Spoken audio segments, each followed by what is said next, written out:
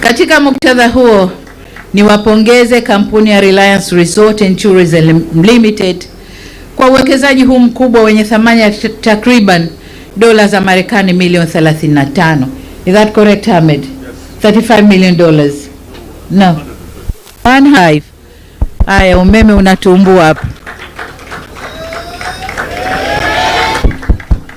Haya, nafanya marekebisho ya 135 milioni 135 ndio thamani ya mradi huu.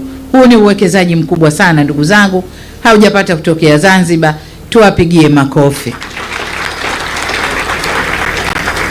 Nimeelezwa pia kuwa hadi sasa mradi wa ujenzi wa hoteli hii umefanikiwa kutoa ajira zaidi ya 158. Watu 158 wameajiriwa hapa. Hawa ni Watanzania. Hawa ni Watanzania. Na wanufaika wakubwa ni vijana wa hapa Michamvi na maeneo ya jirani. Nimeambiwa pia kwamba mradi huu utaendelea kuwanufaisha wananchi wetu kwa kuwapa kipaumbele katika kuwajengea uwezo, kuwajengea ujuzi ili wawezeshe kushindana katika soko la ajira.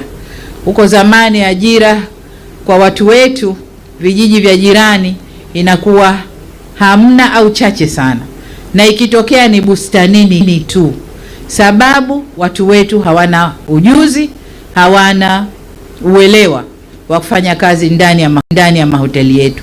Sasa tukipata wawekezaji ambao wanawafundisha ili waajirike, hao ni wawekezaji wa kuwakumbatia.